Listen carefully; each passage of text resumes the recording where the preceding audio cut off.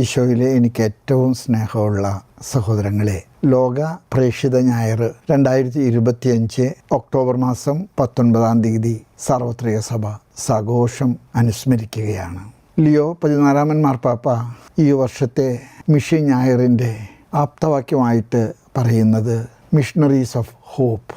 നമ്മളെല്ലാം പ്രതിസന്ധികളുടെ നടുവിലും പ്രത്യാശയുടെ പ്രേക്ഷിതരായിട്ട് തീരണം. മിഷൻ ഞായറാഴ്ച നമ്മൾ മിഷൻ പ്രവർത്തനത്തെ പ്രോത്സാഹിപ്പിക്കേണ്ടത് എങ്ങനെയാണെന്ന് ആലോചിക്കുവാനും പ്രായോഗികമായ തീരുമാനങ്ങൾ എടുക്കാനും അത് വളരെ സംഘടിതമായിട്ട് നടപ്പാക്കാനുമുള്ള വലിയ ഒരവസരമാണ്. കർത്താവ് സുവിശേഷത്തിലെ സ്ലേഹന്മാരെ ഉത്തരവാദിത്തപ്പെടുത്തുന്ന ഒരു കാര്യമുണ്ട്. നിങ്ങൾ ലോകമെങ്ങും പോയി സർവ്വജനങ്ങളോടും എൻ്റെ സുവിശേഷം അറിയിക്കുക. കർത്താവിൻ്റെ സുവിശേഷം മറ്റുള്ളവരെ അറിയിക്കുന്ന നമ്മുടെ ദൗത്യമാണ് പ്രേക്ഷിത പ്രവർത്തനം. പ്രേക്ഷിത പ്രവർത്തനത്തിന് 2 സ്വർഗീയ മധ്യസ്ഥരുണ്ട്. ഒന്ന് കൊച്ചു ത്രേസ്യയാണ്. ഒരിക്കൽ പോലും മിഷൻ പ്രവർത്തനത്തിന് മടം വിട്ടൊരു സ്ഥലത്തോട്ട് പോയിട്ടില്ല. പ്രാർത്ഥന കൊണ്ട്, പരിത്യാഗമുണ്ട്, തൻ്റെ ജീവിതത്തിൻ്റെ ആത്മസമർപ്പണം കൊണ്ട് മിഷണറിയായ പുണ്യവതിയാണ്. ഫ്രാൻസിസ് സേവിയർ സെൻറ്റ് പോളിന് ശേഷം സഭ കണ്ട ഏറ്റവും വലിയ മിഷണറിയാണ്. നമുക്ക് അഭിമാനിക്കാം, ഫ്രാൻസിസ് സേവിയറിൻ്റെ ജീവിതം അവസാനിക്കുന്നത് ഇന്ത്യയിലാണ്.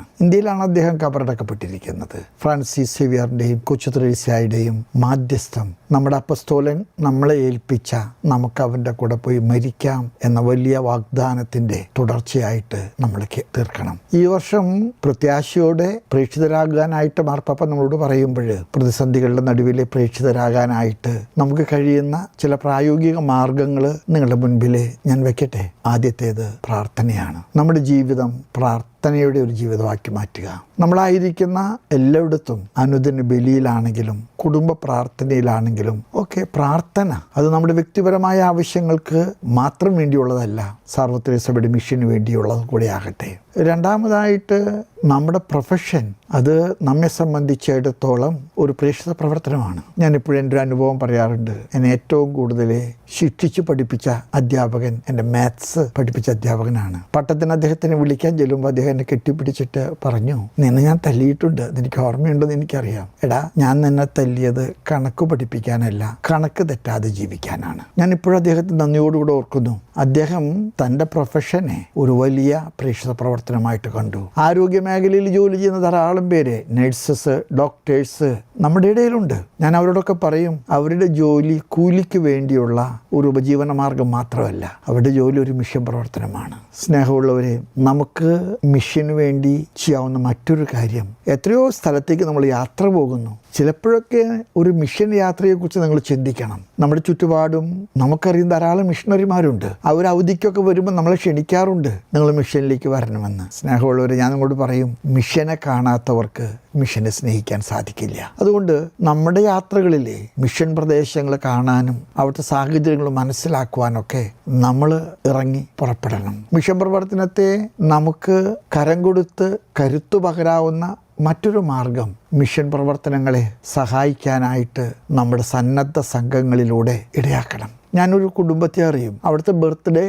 ആഘോഷങ്ങൾ ഒരു കേക്ക് മുറിക്കലൊക്കെയാണ്. പക്ഷേ ആ കുട്ടിക്ക് ഒരുപാട് ഗിഫ്റ്റുകളൊക്കെ കിട്ടാറുണ്ട്. അവൾ അതിക്ക് മുമ്പ് എല്ലാവരോടും പറയുന്നുണ്ട്, ചാച്ച, ഗ്രാൻഡ് ഫാദറെ, എനിക്ക് സമ്മാനങ്ങൾ വേണ്ട, എനിക്ക് മിഷനെ സഹായിക്കാൻ കാശ് തന്നാൽ മതി. ഞാൻ ഈ കൊച്ചിൻ്റെ അനുഭവം പറയുന്നത്, എൻ്റെ തന്നെ മിഷനിലേക്ക് ഈ കൊച്ച് അവളുടെ ബർത്ത്ഡേ ഗിഫ്റ്റായിട്ട് പലപ്പോഴും സംഭാവനകൾ തരാറുണ്ട്. സംഭാവനയുടെ വലുപ്പം എന്നതിനേക്കാൾ കൂടുതൽ ആ കൊച്ച് എടുക്കുന്ന ഒരു നിലപാടിൻ്റെ ഒരു സൗന്ദര്യമുണ്ട്. ഞാൻ എന്നെ കേൾക്കുന്ന എൻ്റെ എല്ലാ പ്രിയപ്പെട്ടവരോടും പറയും, നമ്മുടെ വീടുകളിലും നാടുകളിലൊക്കെ ഒരുപാട് ആഘോഷങ്ങൾ അനാവശ്യങ്ങളായിട്ട് മാറാറുണ്ട്. അവിടെയൊക്കെ ഒരു മിതത്വം നമ്മൾ പാലിക്കുകയാണെങ്കിൽ നമ്മുടെ മിഷനെ കരം കൊടുത്ത് സഹായിക്കാൻ സാധിക്കും. അതുപോലെ തന്നെ മിഷണറി ദൈവവിളികളെ നമുക്ക് പ്രോത്സാഹിപ്പിക്കാൻ സാധിക്കും. ഞാനൊരു വൈദികനാകാൻ ഒരുപക്ഷെ എന്നെ ഏറ്റവും കൂടുതൽ പ്രേരിപ്പിച്ചത് എന്നെ വേദപാഠം പഠിപ്പിച്ച ഒരു അധ്യാപകനാണ്. ഫ്രാൻസിസ് സേവിയറിൻ്റെ ഒരു ചിത്രകഥ എൻ്റെ കയ്യിൽ തന്നിട്ട് പറഞ്ഞു, വായിച്ചു നോക്കുവാൻ.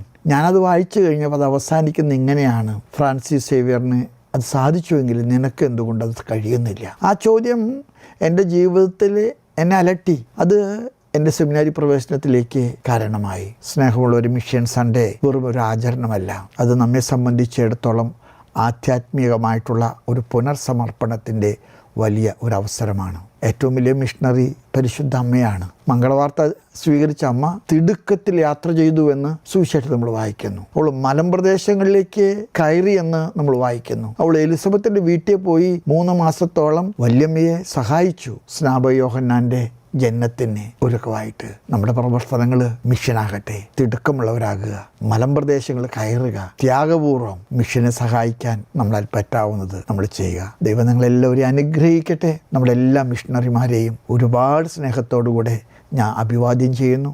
നിങ്ങളുടെ എല്ലാ മിഷൻ പ്രവർത്തനത്തിലും സഭ നിങ്ങൾക്ക് കൂടെയുണ്ട്. ദൈവം നിങ്ങളെ അനുഗ്രഹിക്കട്ടെ.